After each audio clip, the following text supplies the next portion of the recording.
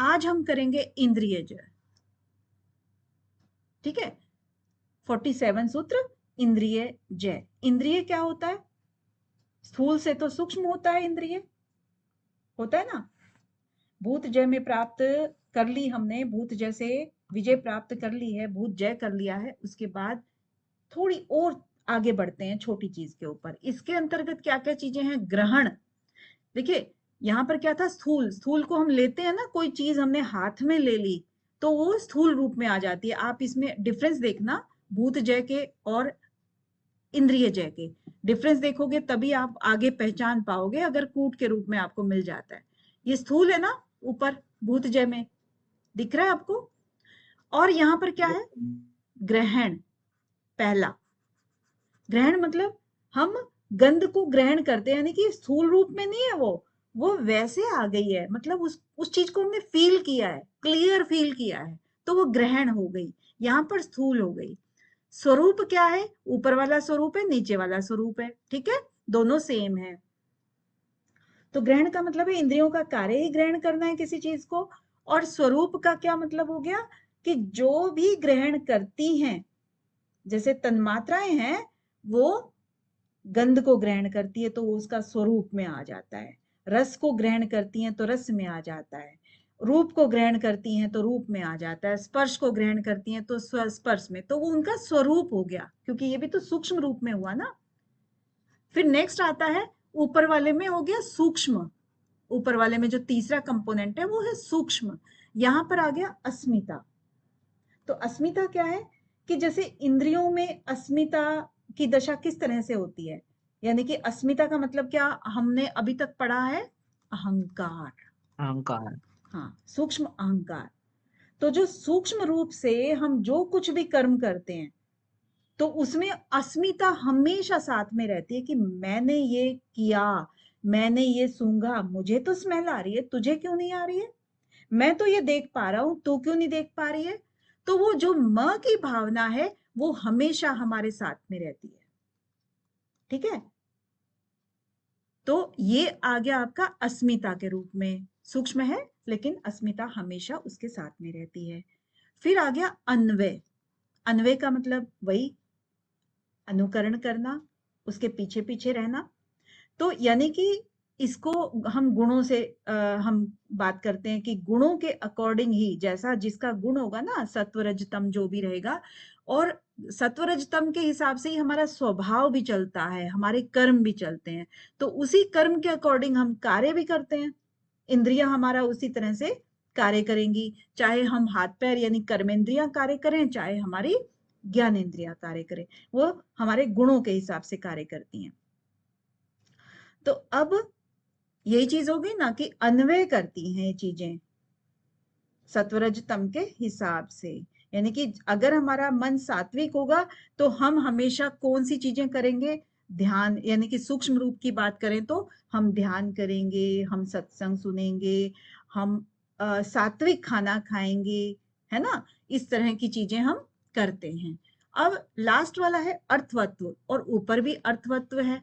ठीक है, तो आपके सबके सब मैच कर रहे हैं, केवल और केवल आपका जो फर्स्ट है और थर्ड है ये वाला डिफरेंट है इंद्रिय जय और भूत जय में। ठीक है, स्थूल और ग्रहण, और यहां पर सूक्ष्म और अस्मिता।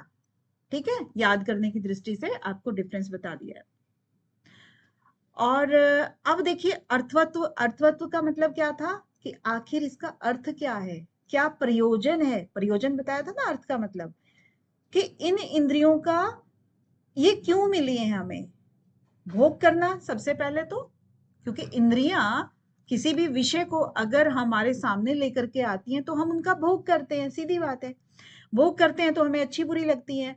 फिर अच्छी बुरी के बाद हम कुछ डिसाइड करते हैं कि क्या हमें इस मार्ग पे चलना चाहिए या नहीं चलना चाहिए। भोग के बाद फिर आ जाता है अपवर्ग। यही तो है ना काम प्रकृति का एक मनुष्य के लिए, या तो भोग कराती है फिर अपवर्ग कराती है। तो इसके यही प्रयोजन है, दो ही प्रयोजन है बस इंद्रियों के। तो अगर हम इनमें संयम कर लेते हैं, धारणा ध्यान समाधि कर लेते हैं, तो हम इंद्रियों पर विजय प्राप्त कर लेते हैं। हमारी इंद्रियां, ठीक है, हमें फिर आंखों से हम कुछ भी देख लें, कानों से हम कुछ भी सुन लें तो हम उन पर भटकते नहीं हैं। राइट? क्लियर है? आगे बढ़े। अब देखिए इनका फल क्या मिलता है, वो 48 वाले सूत्र में फल मिलेगा। इंद्रिया जय करने का फल क्या फल है? ततो ततः, यानी कि जब हमने ये सब चीजें समझ ली, अच्छे से संयम कर लिया इनके ऊपर, एक एक के ऊपर कि ग्रहण क्या है, स्वरूप क्या है, अस्मिता क्या है, अन्वय अर्थवत्व, संयम करने के बाद फिर जो योगी होता है वो इसमें आता है एक भाव, क्या? मनोजवित्वम। मनोजवित्वम क्या होता है कि मनः, इसका जो अगर हम संधि विच्छेद और आगे करें, मनः जवित्वम, जवित्व यानी कि मन जब, मतलब एक होता है ना मन किस तरीके से भागता है, सबसे तेज गति से भागता है, तो ऐसे ही हम अपने शरीर को बहुत तेज गति से भगवा सकते हैं, लेकिन ऐसा नहीं है। आप ये कहो कि साधक जो है ना, साधना में बैठे बैठे, समाधि में बैठे बैठे ही वो अपने मन के द्वारा सूक्ष्म शरीर से वो कहीं पर भी उतनी ही तेज गति से जा सकता है। तो सशरीर की बात नहीं कर रहे हैं यहाँ पर, हालांकि कुछ लोग बोलते हैं ऐसा भाष्यकार, लेकिन सशरीर नहीं कहेंगे इसमें। मन के साथ में साधक कहीं पर भी घूम के आ सकता है, खबर ला सकता है, जासूस बन सकता है। हाँ जी भावेश जी। मैडम वो हनुमान जी के लिए ये वर्ड यूज हुआ है मनोजवित, मतलब हाँ, मनोजवित। हनुमान जी के लिए देखिए, अब कुछ तो एक्सेप्शन होती है ना, मतलब वो तो शंकर जी का एक अवतार थे, सामान्य जन नहीं थे ना, वो तो उसमें श्रेणी में नहीं आते हैं। यहाँ पर हम बात कर रहे हैं हम और आप जैसे लोगों की, अगर हम कुछ करें तो ठीक है, वो ये यहाँ तक कर सकते हैं। तो मनोज वित्वम, आप सही बोल रहे हो, उनके लिए तो है ये चीज, लेकिन अपने लिए नहीं है। सेकंड, इनमें जो एक क्वालिटी आती है विकिरण भाव। विकिरण मतलब शरीर के बिना जब इंद्रियां दूर देश में कुछ भी चीज, एक होता है ना, आपने माइक्रोवेव देखा होगा, माइक्रोवेव में वेव्स के द्वारा ही खाना गर्म हो जाता है, तो उसी को हम कह रहे हैं कि विकिरण भाव, यानी कि कुछ भी हम एक बस कुछ दबाएं बटन और पूरा काम अपना हो जाए। तो जहां पर भी हम जाना चाहें जा सकते हैं, जाना चाहें तो यहाँ पर मनोज की तरह भी था, मनोज वित्वम, मन की गति से, यहाँ पर मेन था मन की गति से मेन, और यहाँ पर विकिरण भाव यानी कि आप सिर्फ अपनी इंद्रियों को दूसरे देशों में, या दूसरे देशों का मतलब है दूसरे स्थान पर भेज सकते हो। यानी कि कहीं पर भी मान लो दिल्ली है, मुंबई में किसी के हलवा बन रहा है तो आप उसको स्मेल कर सकते हो, कोई चीज देख सकते हो। सेम वही चीज हो गई जो हम यहाँ मनोज वित्वम के बारे में, मनोज वित्वम में विचरण का मतलब है, और यहाँ पर किसी भी चीज को भाव करने का मतलब है कि आप उस भाव को ले सकते हो। और फिर प्रधान जयश्च। अब प्रधान जयश्च मतलब, यानी कि जो हमारा योग दर्शन है, हम इसमें जितने भी तत्वों की चर्चा करते हैं, 25 तत्वों की चर्चा करते हैं, तो उसमें दो ही तत्व मेन है। कौन कौन से? पुरुष और प्रकृति। तो प्रकृति को यहाँ पर 24 हिस्सों में बांटा है। तो मूल प्रकृति जो है वो सबसे ज्यादा सूक्ष्म है। आवाज से डिस्टरबेंस हो रही है आपको? नहीं मैम, ठीक। No ma'am. No ma'am. अच्छा, मेरे यहाँ पे बहुत ज्यादा हो रही है। खैर, तो जो सबसे, जो मूल प्रकृति है वो सबसे ज्यादा क्या है? सूक्ष्म है। तो पहला विकार हुआ बुद्धि या महतत्व, उसके बाद और धीरे धीरे करके वो स्थूल की तरफ बढ़ती चली जाती है, ठीक है ना। फिर उसके बाद जब सबसे ज्यादा आता है, क्या आता है लास्ट में? पंचभूत, जो कि हमें दिखाई पड़ता है, ठीक है ना। एक तो हो गया अणु परमाणु, बिल्कुल बहुत छोटा जो आंखों से ही नहीं देख सकते, और दूसरा फिर आ गया ये पंचभूत।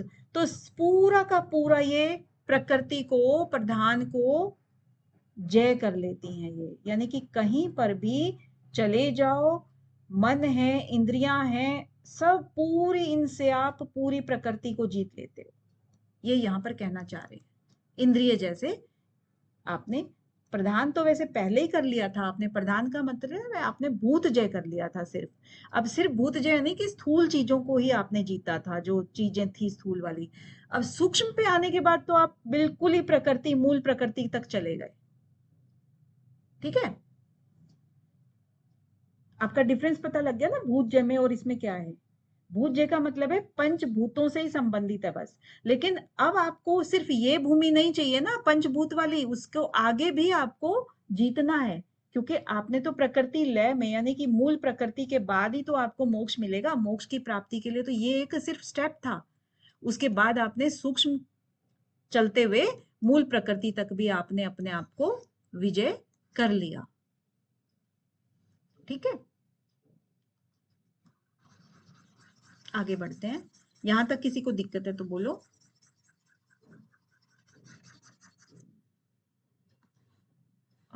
ओके,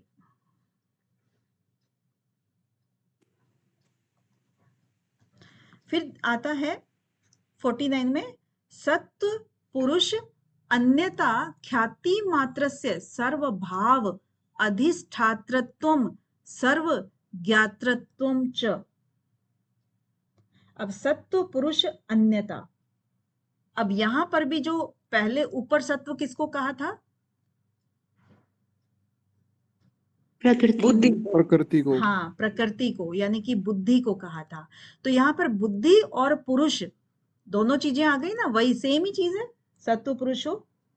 अब यहाँ पर अन्यता, अन्यता मतलब अलग, सत्व अलग। और पुरुष दोनों अलग अलग हैं। इसके ख्याति मात्र से ही यानी कि इसके जानने मात्र से ही, इसके समझ मात्र से ही आपको ये ज्ञान हो गया, विवेक ज्ञान हो गया कि प्रकृति और पुरुष दोनों अलग अलग हैं, ख्याति मात्रस्य। फिर इसका फल क्या हुआ? सर्वभाव यानी कि सभी भावों पर अधिष्ठातृत्वम, सभी भावों पर आपका अधिकार हो जाता है। अधिष्ठाता होता है ना मालिक, तो अधिष्ठाता यानी धारण करने वाला कोई भी, तो सभी भावों को आप धारण कर लेते हो, सभी भावों के आप मालिक बन जाते हो, सभी चीजों का आपके अंदर अधिकार हो जाता है। और सर्व ज्ञातृत्वम च, सभी चीजों को आप जान भी जाते हो, सर्वज्ञ हो जाते हो। सभी ज्ञातृत्व मतलब सर्वज्ञ। अब देखो इसमें दो चीजें हैं, एक तो ये हो गया मालिक होना यानी कि अधिष्ठाता होना, और दूसरा हो गया ज्ञाता। अब ज्ञाता में जैसे अगर आप सोचो कि एक मैं वॉशिंग मशीन ले आई हूं तो मैं उसकी मालिक हो गई, लेकिन वॉशिंग मशीन के अंदर कौन किस तरह से वो बनी है, कौन कौन से कंपोनेंट लगे हैं, किस तरह से ये कार्य करती है और क्या करने से क्या नुकसान होगा, क्या हानि होगी, इस सब चीज के बारे में मुझे नहीं पता है। तो मालिक होना अलग बात है, सर्वज्ञ होना अलग बात है, दोनों बातें अलग अलग हैं। ठीक है, इसीलिए इसके दो आप फल याद कीजिएगा।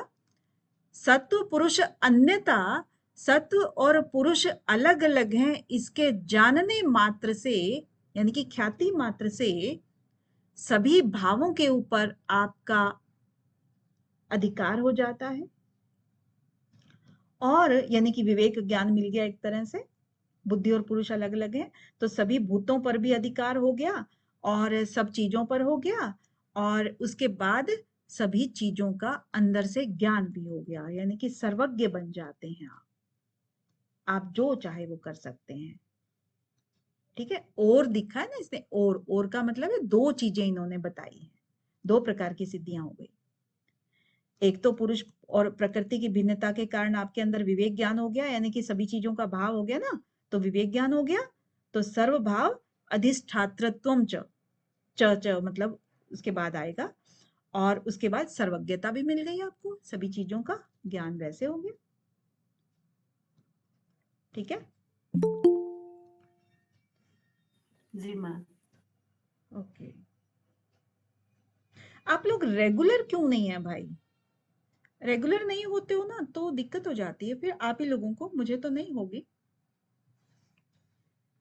अब देखिए 50वें में क्या करें कि तद, अब तद का मतलब है पहले सूत्र से संबंधित है। तद वैराग्यात अपि दोष बीज क्षय कैवल्यम। अब इससे यानी कि जो हमने अभी प्राप्त की हैं चीजें, तद मतलब जब पुरुष और बुद्धि का अन्यथा यानी कि अलग अलग है, उसमें भेद है, इस तरीके से जब हमें विवेक ज्ञान हो गया, उस स्थिति में तब क्या हो गया? वैराग्यात। वैराग्यात मतलब उससे भी जब हम वैराग्य कर लेते हैं, भाई अलग अलग तो हैं लेकिन हमें अब ये भी चीज छोड़ करके आगे बढ़ना है। समाधि पाद में जब कहा था ना कि एक वैराग्य है पर और दूसरा है अपर, तो अपर वैराग्य में तो पता लग गया था, दृष्टानुश्रविक विषय वितृष्ण से वशीकार संज्ञा वैराग्यम। और पर वैराग्य में क्या था? तत्परम पुरुष ख्यातिर गुण वैतृष्णम, यानी कि उस परम पुरुष का भी ज्ञान हो जाता है, तब गुणों से भी वितृष्णा हो जाती है। तृष्णा का भाव होगा, तृष्णा का भाव हो हाँ, जाता है। गुणों से भी वितृष्णा हो जाती है, यानी कि सत्व गुण जो लास्ट में हमारे साथ चल रहा था, जिसके सहारे हम आगे बढ़ रहे थे, जब उससे भी वैराग्य हो जाए तब। तो वैराग्यात ये चीज है। यहाँ पर फिर वही चीज कह रहे हैं ना कि जब हम इन सिद्धियों से जो आगे पहले आई हैं सिद्धियां सारी, इन जब सिद्धियों से भी वैराग्य कर लेते हैं, चाहे वो अष्ट सिद्धि आ गई, चाहे वो 6 सिद्धियां आ गई, चाहे वो हमारी सर्वभूत रूत, और ये सारी सिद्धियां ही तो थी एक तरह से, तो सभी से जब हम वैराग्य कर लेते हैं, तब दोष बीज क्षय, ये तीनों शब्दों को लेकर के चलना, दोष बीज क्षय। अब दोष बीज क्या होता है कि जो दोष का बीज है, ये बीज क्या होता है? बीज होता है कि किसी भी चीज को हम अंकुरित कर सकते हैं, किसी भी बीज के द्वारा बीज बनता है ना, चाहे वो ज्वार का हो, बाजरे का हो, गेहूं का हो, किसी भी चीज का हो, चने का हो। तो बीज जब तक रहता है तब तक अंकुरण की संभावना हमेशा रहेगी, है ना? तो इसी का जो दोष है, दोष का मतलब हुआ कि अगर उसके अंदर कुछ भी दोष है, यानी कि सात्विक दोष है, अब हम इस गुण को, सात्विक को भी दोष मान रहे हैं, लास्ट में है ना, बिल्कुल हम एंड में पहुंच गए। तो अब ये सात्विक का भी अगर दोष है, तो उसका भी हमें क्या करना है? क्षय करना है, क्योंकि इस अगर ये बीज है, बीज को हमें भून देना है, भूनने के बाद वो अंकुरित नहीं होता है, तो उसका भी क्षय कर देना है, तब कैवल्य की प्राप्ति हो सकती है।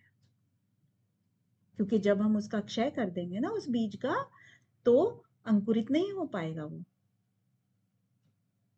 ठीक है? फिर केवल रह जाते हैं। कैवल्य का मतलब है केवल रह जाना, केवल, केवल मतलब अकेला पुरुष, वही रह जाएगा, बाकी और कुछ नहीं रहेगा। अब 51 में फिर इस चीज को स्पष्ट करते हैं कि अगर आपने कहा कि वैराग्यादपि, मतलब इन चीजों से भी वैराग्य लेने पर, किन चीजों की बात कर रहे थे यहाँ पर छुपी हुई अवस्था में? सिद्धियां नहीं लिखा है इसने, लिखा है सिद्धियां इन्होंने लिख दिया, लिखा नहीं है, लेकिन एक भाव आ रहा था कि किन चीजों से वैराग्य लेने की बात की है। आप बताएं जरा,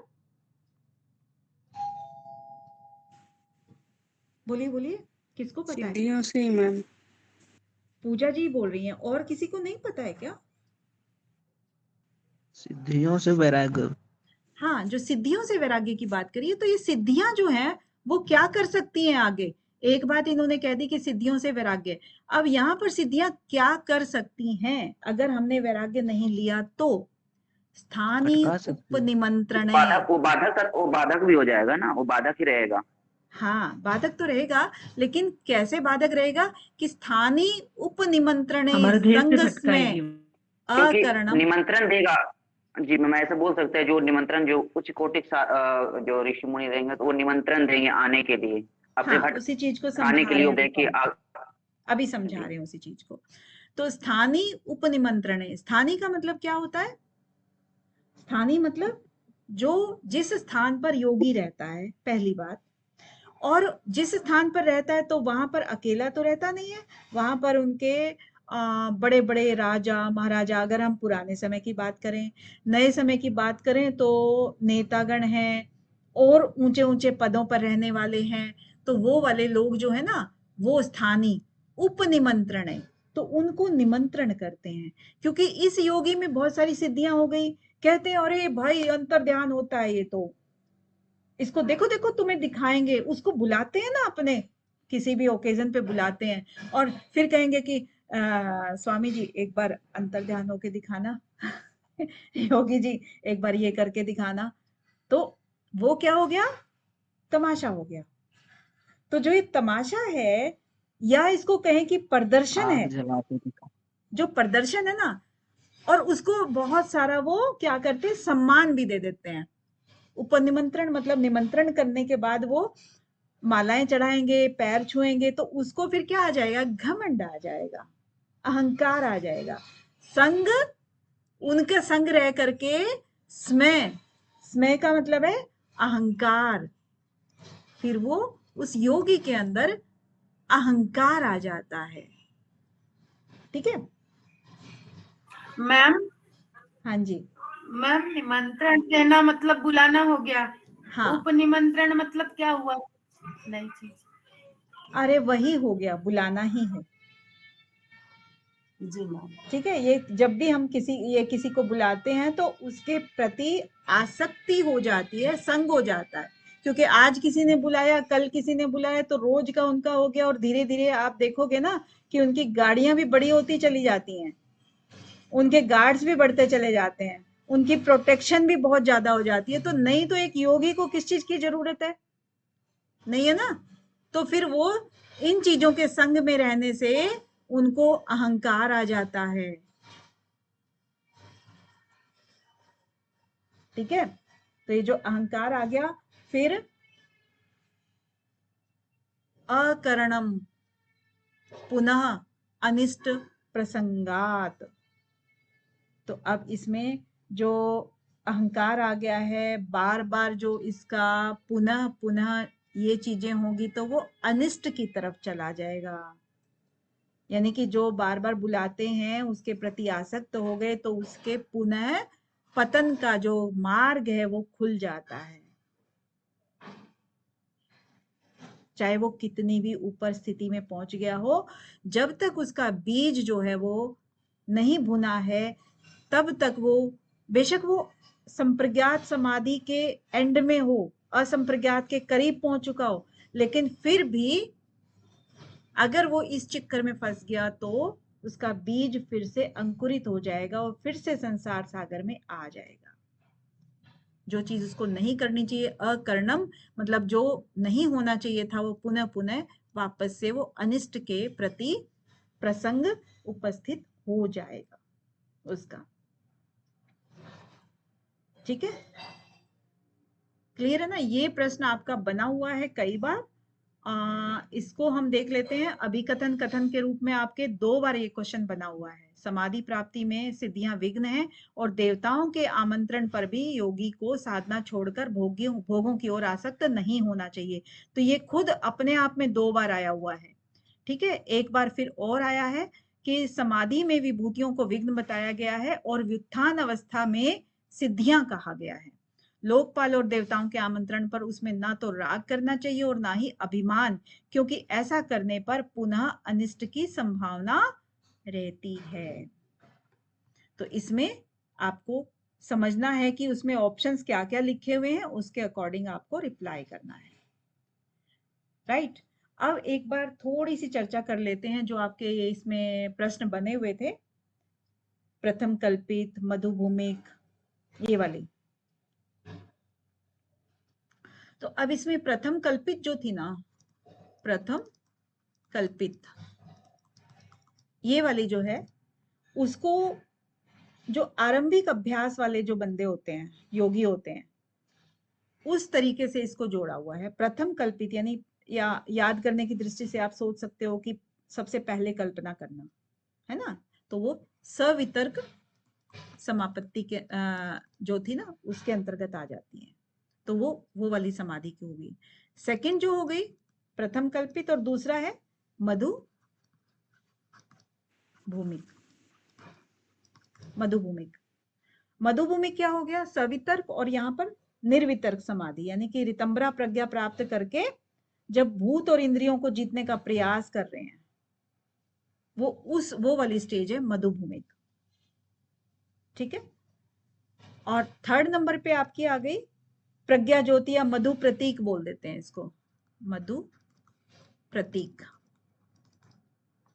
अब जिसने सविचार समाधि के द्वारा भूत इंद्रियों को जीत लिया है, यानी कि पहली 2 स्टेजेस को क्रॉस कर लिया है, और स्वार्थ संयम के द्वारा फिर आगे विशोका भूमिका का अभ्यास कर रहे हैं, विशोका व ज्योतिषमती, तो उसका जो अभ्यास कर रहे हैं वो मधु प्रतीक हो गया।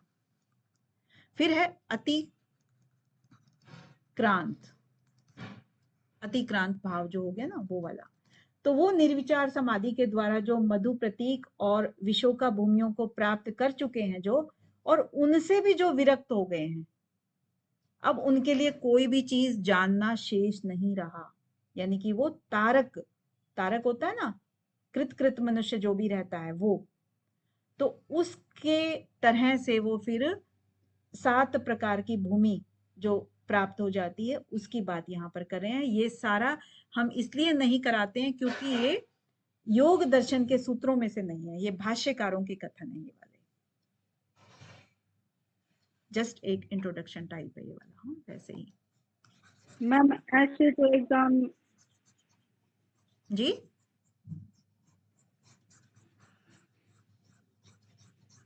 ऐसे एक्सप्लेनेशन में से टाइप्स प्रथम कल्पित या ऐसे भी आ सकते हैं, देखो मुझे लगता है कि क्योंकि शायद एक बार प्रश्न बना हुआ हो, लेकिन पता नहीं अब यहीं पे बना था कि कहीं और बना था या कहीं और से देखा था, मुझे ध्यान नहीं है, बट योग सूत्रों पे ही चलें तो बेटर है अपना।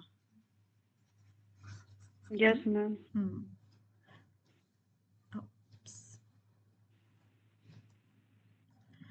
चलिए आगे आता है क्षण तत्क्रमयो संयमात विवेकज ज्ञानम। ये बहुत ही जो है ना अच्छे सूत्र हैं और बड़े ध्यान से सुनने की जरूरत होती है इनको। क्षण और तत्क्रम, क्षण और तत्क्रम, क्षण क्या होता है, कालखंड होता है, मतलब जो समय का एक छोटा सा हिस्सा होता है। क्रम मतलब क्षण और उसका क्रम, तत्क्रम है ना, क्षण और उसका क्रम, यानी कि जो एक पल आ रहा है उसके आगे जो एक श्रृंखला आ रही है पलों की, ठीक है ना, वो तो उसका जो क्रम में अगर हम संयम कर लेते हैं, यानी धारणा ध्यान समाधि कर लेते हैं, तो हमें विवेकज ज्ञान हो जाता है, विवेकजम। अब यहाँ विवेक ज्ञान नहीं है, ये ध्यान से सुनने वाली बात है, विवेक से उत्पन्न ज्ञान, विवेक ज्ञान हो गया। अब मैं कई बार आपको बताती हूँ कि ये जो मान लीजिए घेरा है, आपको विवेक ज्ञान की एंट्री पर पहुंच गए, विवेक ज्ञान हो गया, लेकिन विवेक ज्ञान को भी जब आप लंबे समय तक जीते रहोगे और ज्ञान प्राप्त करते रहोगे तो ये परिपक्व हो जाता है, ठीक है ना। तो वो परिपक्व ज्ञान है ना, विवेक से उत्पन्न ज्ञान, विवेकज ज्ञानम, ठीक है, ये वाला इसका अर्थ है। तो विवेकज ज्ञान क्या होता है, ज अगर पीछे लगा है तो आपको क्षण और उसके क्रम में संयम करने से जो ज्ञान प्राप्त होता है वो विवेकज ज्ञान होता है। अब इसका एग्जाम्पल आप कैसे देखोगे, जैसे कि हमने अभी देखा कि प्रातः हो गया, प्रातः हुआ, तो प्रातः में सन जो है उसकी जो रेज होती हैं वो बहुत ही धीमी होती हैं, हम वहां खड़े हो सकते हैं, फिर हमें लगेगा कि अरे जल्दी घर चलो दोपहर होने वाली है, तो सूर्य की तेज गर्मी आ जाएगी। तो ये हमें कैसे पता लगा, क्योंकि हमने बहुत समय से क्षण और उसके क्रम, यानी कि हमने उसका देखा है कि ऐसे ऐसे बातें होती हैं, ठीक है ना, तो उसका क्रम हमने देखा है, क्रम देखने के बाद हमें जो ज्ञान हुआ कि ये इसका परिणाम होगा, ठीक है, यानी कि क्षण और उसका क्रम दोनों एक वस्तु नहीं है, अलग अलग वस्तुएं हैं बुद्धि के निर्माण की वजह से। कि हम क्या है, समय का निर्माण अगर कहें तो समय हम अपनी सुविधा के हिसाब से बांटते हैं किसी भी चीज को। आपने कैलेंडर देखे होंगे तो इंग्लिश कैलेंडर अलग होता है, ये अलग होता है अपना, और किसी का अलग होता है, कईयों के कैलेंडर अलग अलग होते हैं ना, तो सब अपने अपने सुविधा के हिसाब से अपने समय को बांटते हैं। और ये कोई वस्तु नहीं है, वस्तु शून्य ही है ये वाला भी। काल जो है ना वो कोई चीज नहीं है, लेकिन काल हमें हेल्प करता है अपने काम करने के लिए, अपना क्रम बनाने के लिए कि किस समय में हम कौन सा काल में कौन सा कर्म करना है। तो इसीलिए आगे कह रहे हैं ना कि क्षण क्षण जो है ना, दो क्षण कभी भी एक साथ नहीं होते हैं, नहीं होते हैं ना। एक क्षण एक ही बार आएगा, उसके बाद अगला क्रम आएगा, फिर उसके बाद अगला क्रम आएगा। तो पहले वाला जो क्षण है, पहले वाला जो पल है, वो बाद वाले जो क्षण का आगे क्रम बन जाएगा। तो अतीत और अनागत जो क्षण है, वर्तमान क्षण के ही परिणाम हम कह सकते हैं इनको, कि वर्तमान जो है ना, उसके पूर्व वाला तो भूतकाल हो गया और जो बाद में आएगा वो भविष्य वाला क्षण हो जाएगा। तो इस तरीके से जो एक हम काम कोई भी है, कोई परिणाम है, उसके हिसाब से हम कह सकते हैं कि ये जो है काम तब हुआ था, ये बाद में होगा, ये ऐसे हुआ था, इसका परिणाम अब ऐसे होगा, क्योंकि हमने उसके ऊपर संयम कर लिया है, धारणा ध्यान समाधि कर ली।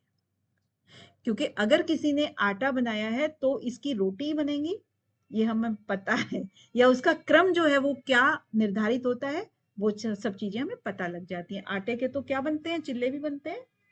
तो अगर हमें प्रोसेस में चेंज कर देंगे तो वो डिफरेंट काम हो जाएगा। तो हमें उसका ज्ञान हो जाता है क्षण और उसके क्रम में। जैसे ही क्षण में परिवर्तन होगा, उसके क्रम में परिवर्तन होगा, तो हमें ज्ञान हो जाएगा कि अब ये चीज बनने वाली है। उसके क्षण में, चाहे आप घड़े का एग्जाम्पल ले लो, चाहे रोटी का ले लो, चाहे और किसी चीज का ले लो, ठीक है।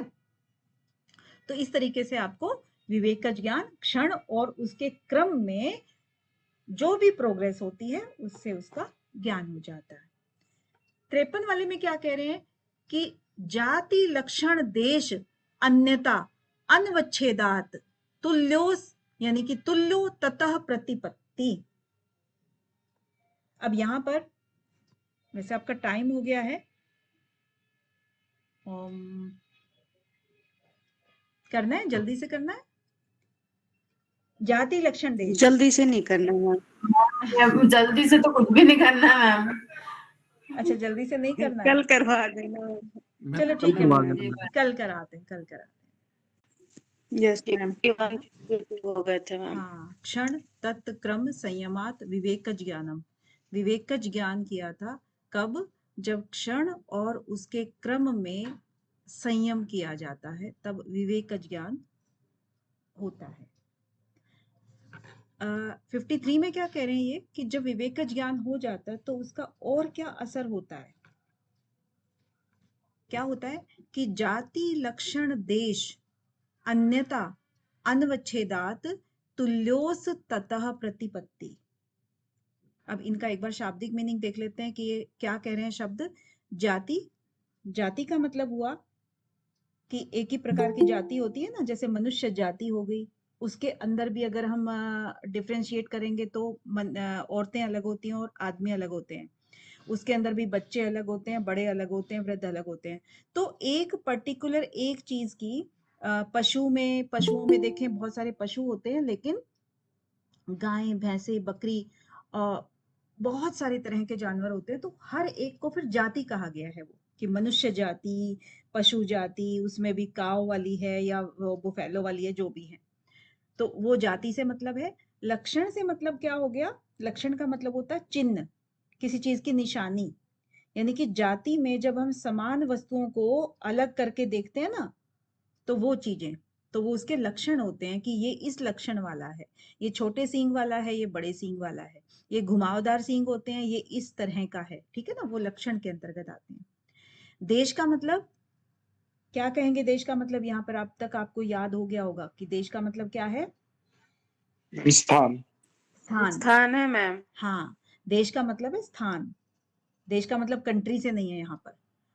अब इसमें अन्यता, अन्यता का मतलब है कि उनमें अन्य यानी कि भिन्न, भिन्नता से यहाँ पर संबंध है। अनवच्छेदात मतलब यहाँ पर भिन्न है और यहाँ पर अनवच्छेदात, जिसको हम विच्छिन्न नहीं कर सकते, यानी कि अलग अलग ना होना।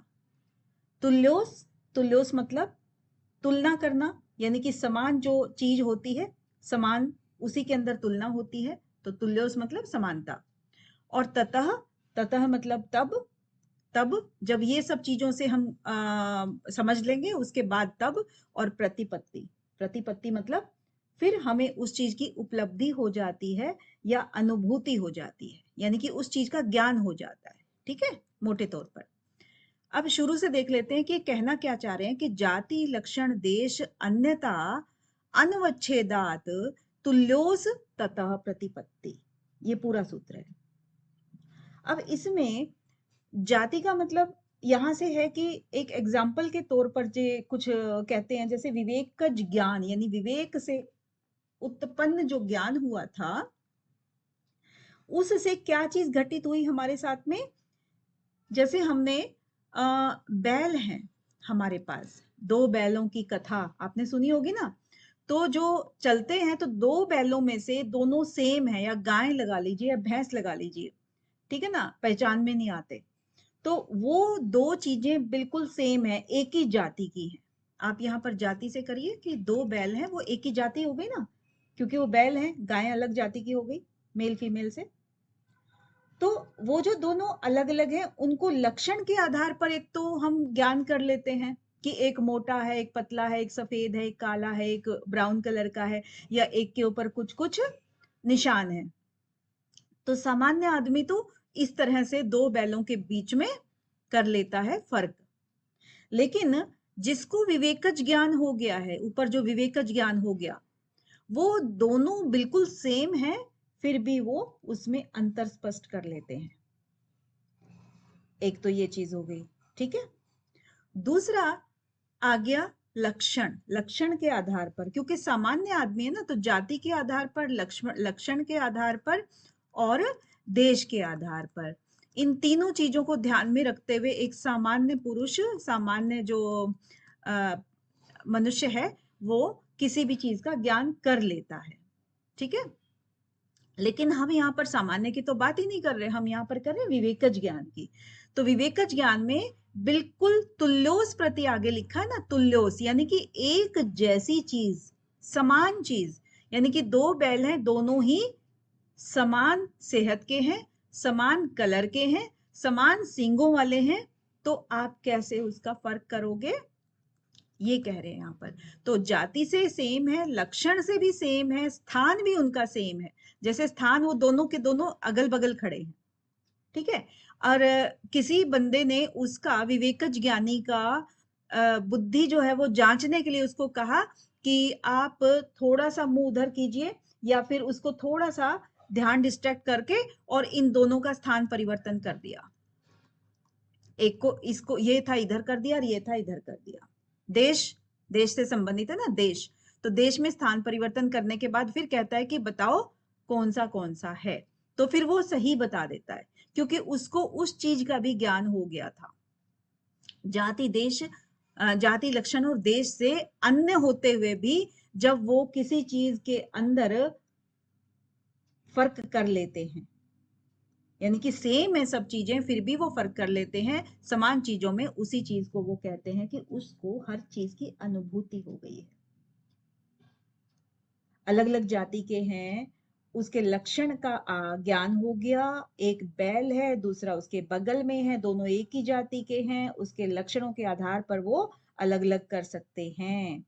ठीक है, सामान्य और विशेष, विशेष का मतलब है विवेकज ज्ञान, उस विशेष आदमी को ये सब चीजें बिल्कुल आसानी से वो फर्क बता सकते हैं हर चीज में, चाहे वो एक जैसी दिखने वाली हो। थोड़ी बात क्लियर है क्या? जाति लक्षण देश से अन्य होते हुए भी अन्वच्छेदात, वो समान जो है ना वो अलग अलग नहीं होती हैं, जो सामान्य जन के लिए, ये सामान्य जन की बात कर रहे हैं कि जो सामान्य जन के लिए जो अलग अलग नहीं होती हैं, लेकिन प्रतिपत्ति जो विवेकज ज्ञानी होता है उसमें भी वो अंतर कर सकता है। ठीक है,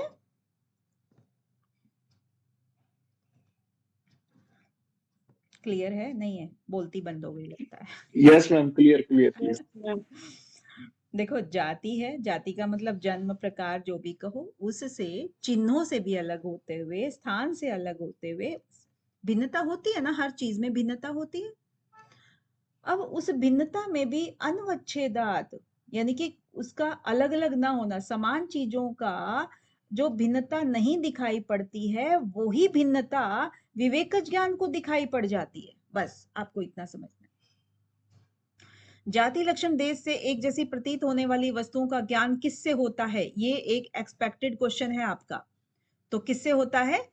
विवेकज ज्ञान से होता है। जाति लक्षण देश से एक जैसी प्रतीत होने वाली वस्तुओं का ज्ञान किससे होता है? विवेकज ज्ञान, विवेक से उत्पन्न ज्ञान।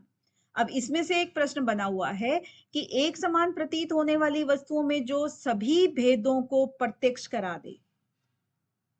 अब ये प्रश्न है, एक समान प्रतीत होने वाली वस्तुओं में जो सभी भेदों को प्रत्यक्ष करा दे, उसको कहते हैं, क्या कहते हैं? ज्ञान या विवेक ज्ञान या प्रातिभ ज्ञान या तारक ज्ञान या विवेकज है, सॉरी। तो आप क्या कहोगे? विवेकज ज्ञान। विवेक। हाँ, क्योंकि इसमें जो कीवर्ड है ना, कीवर्ड क्या है आपका इसमें? एक समान प्रतीत होने वाली, यानी एक जैसी दिखने वाली वस्तुओं में भी जो भेद दर्शा दे, उसको विवेकज ज्ञान बोलते हैं। तो ये कीवर्ड अगर आपको याद रहेगा तो आप क्वेश्चन को गलत कभी नहीं कर सकते। आगे आता है 54 वाला कि तारकम सर्व विषयम सर्वथा विषयम अक्रमम च इति विवेकज ज्ञानम। अब विवेकज ज्ञान इसके आगे भी बता रहे हैं कि एक तो ये बता ही दिया था इन्होंने कि सभी समान दिखने वाली वस्तुओं में भी जो अलग अलग पहचान लेता है। अब ये तारकम, तारकम क्या होता है कि इसका रिजल्ट आ गया कि वो तारक बन जाता है एक तरह से। तारक क्या होता है? तरने वाला, तर जाता है। कहते हैं ना भव सागर से तर जाना है, तो यही एक लक्ष्य लेकर के मनुष्य का जन्म होता है। तो वो तारकम हो जाता है, तर जाता है। सबसे पहला रिजल्ट तो मतलब जो एक फाइनली उसको होना था वो हो गया। उसके बाद एक आता है कि सर्व विषयम, सभी विषयों को जानने वाला हो गया वो, कि सारे जितने विषय हैं उसके, विषय का मतलब वही ना, ये थ्रेड होते हैं, हम जिस जिस चीज को हम जान सकते हैं उन सभी विषयों को जान चुका है। सर्वथा विषयम, और सिर्फ जान नहीं चुका है, सर्वथा सभी अर्थों के साथ में जान गया है। एक तो होता है ना कि आपने सिर्फ एक एप्पल को देख लिया, आपको पता लग गया कि ये एप्पल है, बस, है ना। तो सिर्फ सेब है ये जान लेना नहीं है कि आपने केले में से या संतरे में से और जितने भी फ्रूट्स हैं उसमें से आपने सिर्फ सेब को पहचान लिया। एक पहचान वाली बात नहीं है। आप इसके बीज से लेकर के यानी कि जैसे किस तरह से अंकुरित होता है, किस तरह की परिस्थितियों में होता है, किन किन देशों में होता है, कैसे होता है, इसके क्या गुण हैं, दोष हैं, सभी चीजों के बारे में कह रहे हैं ना कि सर्वथा विषय। एक तो चीज को पहचानना और दूसरा उस चीज का अच्छे से ज्ञान करना। तो सर्वथा विषय, सभी विषयों का ज्ञान हो जाता है और सभी अर्थों के साथ में हो जाता है। सर्वथा, सर्व अर्थ, ठीक है ना। और उसके बाद दो चीजें हो गई, आपने बहुत अच्छे से जाना किसी चीज को। फिर है अक्रमम च।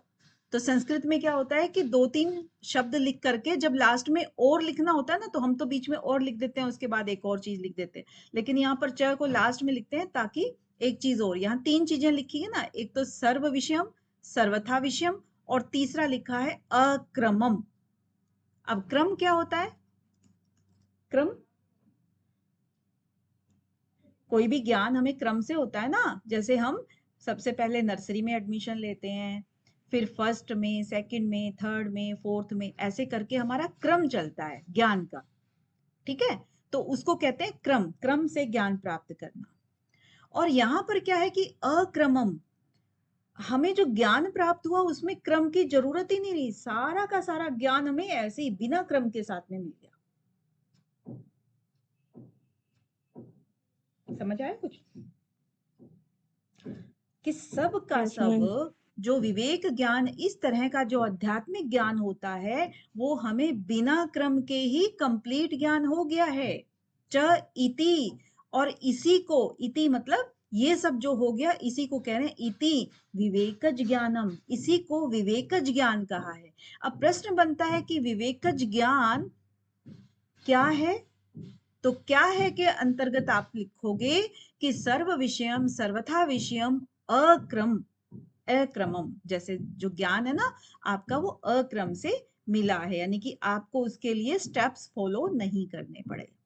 तो विवेकज ज्ञान से तारक सर्वथा विषय, अक्रम से ज्ञानी तारक बन जाता है, सर्वथा विषय बन जाता है, अक्रम से ज्ञानी बन जाता है, और सभी विषयों को जानने वाला भी हो जाता है। एक चीज और आप लिख सकते हो। तो ये तो आपका मतलब यहाँ जो लिखा हुआ है ना ये एक सब्जेक्ट है, समझो कि ये सूत्र कहना क्या चाह रहा है। इससे फिर ये एक्सपेक्टेड क्वेश्चन बने हुए हैं इस वाले कॉलम में, तो इसमें जो बनाया हुआ है संसार सागर में से तरने वाले का ज्ञान कौन सा होता है, मतलब कौन सा ज्ञान है वो यही ज्ञान है, विवेकज ज्ञान। फिर है सभी विषयों को सब प्रकार से बिना क्रम के किसके द्वारा जाना जा सकता है, तो वो विवेकज ज्ञान के द्वारा जाना जा सकता है। इसमें से कोई डायरेक्ट क्वेश्चन अभी नहीं है, लेकिन बन सकता है। कोई भी सूत्र हल्का नहीं है, यहाँ पर सब सूत्रों से क्वेश्चन बन सकते हैं। फिर आता है लास्ट 55, सत्व पुरुषयो शुद्धि साम्य कैवल्यम इति। तो सत्व पुरुषयो, तो यहाँ पर सत्व किसके बारे में कहा है? अगर आगे बुद्धि। पुरुष लगा है तो यहाँ पर बुद्धि के बारे में कहा है, महत के बारे में कहा है, चित्त के बारे में कहा है, प्रकृति के बारे में कहा है। ठीक है, तो प्रकृति और पुरुष शुद्धि मतलब शुद्ध हो जाते हैं। कोई भी चीज जब अपने मूल स्वरूप में आ जाती है ना तो वो शुद्ध हो जाती है, और मिलावट होती है तो वो उसको हम अशुद्ध कह देते हैं।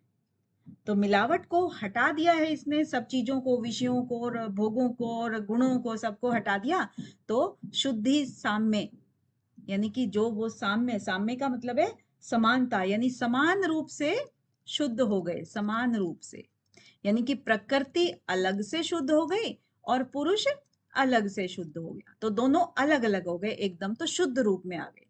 सत्व पुरुषयो शुद्धि साम्य कैवल्यम इति। तो यहाँ पर आपका खत्म हो जाता है कि इसी को कैवल्य कहा है, यानी कि अकेला रह गया, जो पुरुष था वो अकेला रह गया।